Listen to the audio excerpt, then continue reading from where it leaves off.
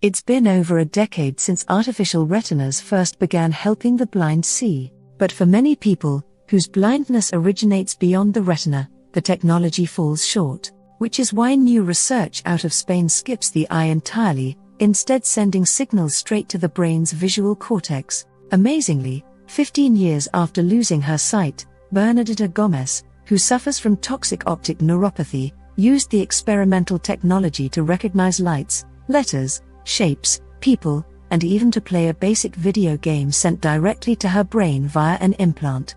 According to MIT Technology Review, Gomez first began working with researchers in late 2018. Over the next 6 months, she spent 4 days a week dialing in the technology's settings and testing its limits. The system, developed by Eduardo Fernandez, Director of Neuroengineering at the University of Miguel Hernandez, works like this. A camera embedded in a pair of thick, black-rimmed glasses records Gomez's field of view and sends it to a computer. The computer translates the data into electrical impulses the brain can read and forwards it to a brain implant by way of a cable plugged into a port in the skull. The implant stimulates neurons in Gomez's visual cortex, which her brain interprets as incoming sensory information. Gomez perceives a low-resolution depiction of her surroundings in the form of yellow dots and shapes called phosphenes, which she's learned to interpret as objects in the world around her.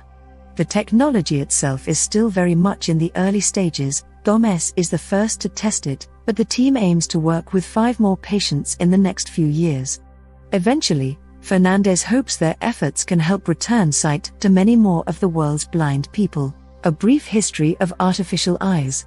This isn't the first time researchers have used technology to help the blind see again. Roughly 2 decades ago, the Artificial Retina Project brought together a number of research institutions to develop a device for those suffering retina-destroying diseases. The work resulted in the Argus systems, which, like Fernandez's system, use a camera mounted on glasses, a computer to translate sensory data, and an implant with an array of electrodes embedded in the retina, instead of the brain. Over the course of about a decade, researchers developed the Argus I and Argus II systems, ran them through human trials, and gained approval in Europe 2011 and the US 2013 to sell their bionic eyes to eligible individuals. According to MIT Technology Review, around 350 people use Argus II today, but the company marketing the devices, Second Sight, has pivoted from artificial retinas to the brain itself because far more people, like Gomez, suffer from damage to the neural pathways between eyes and brain. Just last year, Second Sight was involved in research, along with UCLA and Baylor, testing a system that also skips the retina and sends visual information straight to the brain. The system, called Orion, is similar to Argus II. A feed from a video camera mounted on dark glasses is converted to electric pulses sent to an implant that stimulates the brain. The device is wireless and includes a belt with a button to amplify dark objects in the sun or light objects in the dark. Like Fernandez's system, the user sees a low-resolution pattern of phosphenes they interpret as objects. "I'll see little white dots on a black background, like looking up at the stars at night," said Jason Esterhuizen, who was the second research subject to receive the device. "As a person walks toward me, I might see 3 little dots. As they move closer to me, more and more dots light up." Though the research is promising, it's designated an FDA breakthrough device and is being trialed with 6 patients. Drive. Daniel Yoshaw, study leader and neurosurgeon, cautioned The Guardian last year that it's still a long way from what we hope to achieve. The road ahead.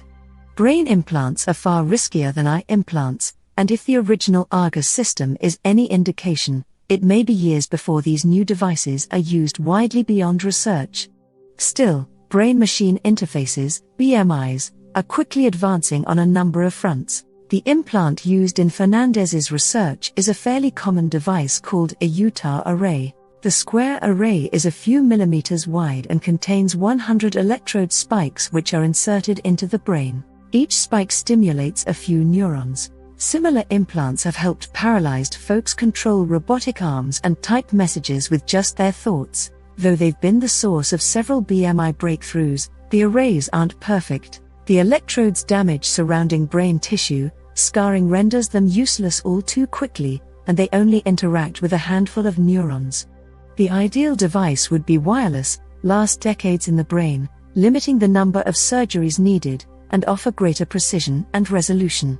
Fernandez believes his implant can be modified to last decades, and while the current maximum resolution is 10 by 10 pixels, he envisions one day implanting as many as 6 on each side of the brain to deliver a resolution of at least 60 by 60 pixels.